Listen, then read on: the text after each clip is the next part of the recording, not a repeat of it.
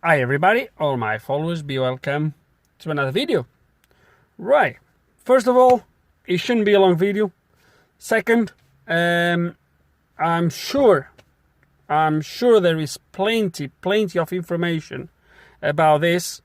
I'm sure there is plenty of videos as well. I haven't searched, but surely there is other channels that have already recorded something like this. But still, I thought, why not recording it? And what is this about is, well, I think the title will tell you anyway, but let me start by identify the car. So the car is a 2009 Volkswagen Golf 1.6 TDI. A quick story why the car is here. The main reason why the car came to me is not going to make into a video because involving certain stuff, but basically the guy bought the car as a non-runner. I believe, end of long story short, the problem was a wrong alternator fitted, and I think the starter motor, the starter motor, I think was a wrong starter motor that was fitted. The car, I think when you tried to crank, was grinding on the flywheel. I'm not sure. Anyway, he bought it as a non-runner. Once he got the car running, car runs fine if you don't let it to idle. As soon as you let the car to idle, either you start the car, let it to idle, and then you take off, the car will go in limp mode. If you start the car and it drives straight away, the car runs okay. Unless you come to a stop, traffic lights, intersection, it goes into limp mode. No codes on ECU whatsoever. However, this car had a DPF delete and a EGR delete in the past, and at the moment, I'm still working on it, but it looks like there's something that was done on that original file that was not okay. Anyway, that's aside of the what we're going to be doing here. I just thought I would share that with you. Anyway, so the problem, the thing we're going to be doing here to start with is there's another thing I'm going to record on this car, which is hopefully will be a simple thing. This button only operates one way, but that will make into a separate video. But for now, one of the things the guy asked me to do was to see if I could code the car to unlock all the doors with one press of the remote. So at the moment, when you press the remote to unlock, he unlocks driver's door and I believe fuel cap.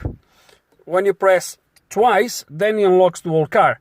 The guy wants that removed. He wants to unlock the entire car with one press, and that's what we're going to be doing. Okay, and we are going to be doing this using the MaxiSys. You can indeed using VACCOM to do this, or VCDS, not a problem at all. We'll do the same. It's slightly different. Well, it's the same principle, but obviously you go through different steps, or very similar steps, to be honest with you.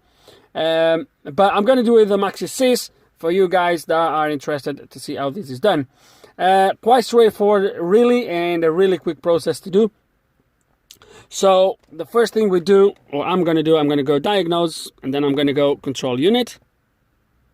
And we're going to go to 9 central electrics. Okay, you're not going to see it, but I was busy doing other stuff. I had to stop for a couple of minutes. Anyway, once you are in this menu, we're going to go to coding. Okay. Now, from here, this is your menu with all the values. So this is the current coding. This is what is called the long coding, because it's a quite long string of coding. We have the workshop code, the import and the component. We just press set value. Quite straightforward with the MaxiSys, honestly. So that's the string, that's my long coding. Okay, and now down here you have all these menus splitted with a line, these different options, and each one of them is corresponding to one byte. So let's say byte 00, which is 48, as you can see in there. Then we have byte 01, which is 18, byte 02, which is 08, and so forth. Now all you need to do is you're gonna look for the for the byte that has the coding you want to change. So in my case, I want to change byte 00 because what is selective central locking active, single door locking. So my byte, the byte I want to change is byte 00. If I want to change the 18, I would have to go byte 18, byte 01. But in my case, it's byte 00. So we'll select that and we do edit. Okay, so what we're going to do now is down there. So I deselected that. Okay. Hold on.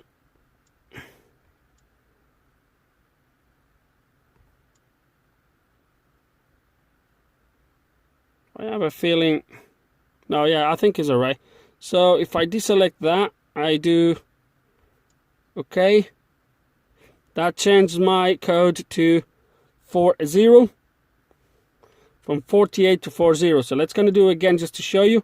So if I select that, press OK, that's changed to 48. So that's active. Okay, so we're gonna go edit again, take that one off. This should come with a drop down menu. Don't know if why it came up with this, but okay, let's do 40. Let's press confirm. So that's it. We press OK.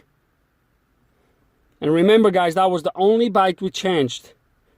So the control unit has been recoded. Press OK. There we go. So now it's 4018. Before was 48, as you probably remember.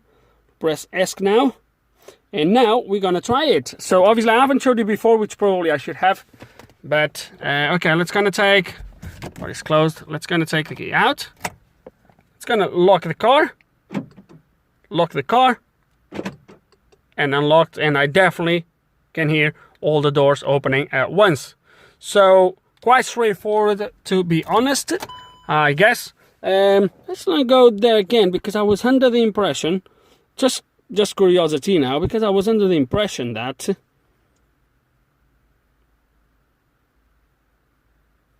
don't know why it came like that. That's interesting. It should come up with a drop-down menu. Don't know why it did it like this, but wait, it's done.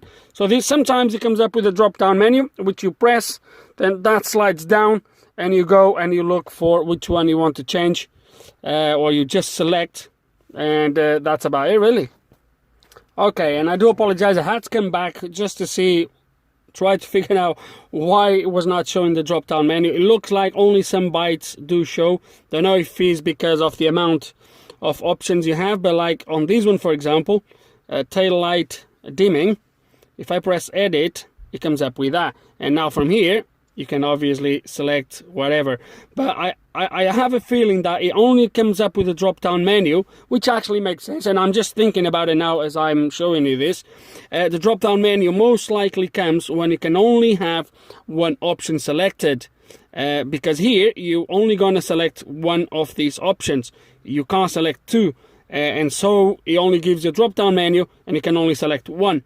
Obviously, when it come back, when I come to my first one, first byte, for example, I can have either one of these active or inactive, so I can do multiple selections.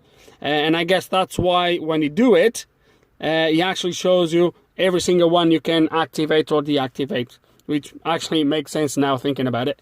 And that's it, guys. We're now going to move... Probably, maybe not just now, because I need to go and test the Passat. So what we're going to do now is I'm going to work on this button, or try to figure out what's wrong with this button, why only locks and doesn't unlock. So stay tuned. It's going to be a video for that. And that's it, guys. But with no further ado, I know it's nothing really interesting. Surely it's been covered many, many times by other people, etc. But I thought it would be interesting to show you. So that's it, guys. Hope you enjoyed the video. If you have, hope you learned something, maybe. Still, if you have any questions, any comments, guys, please put them below. And like always, thanks for watching.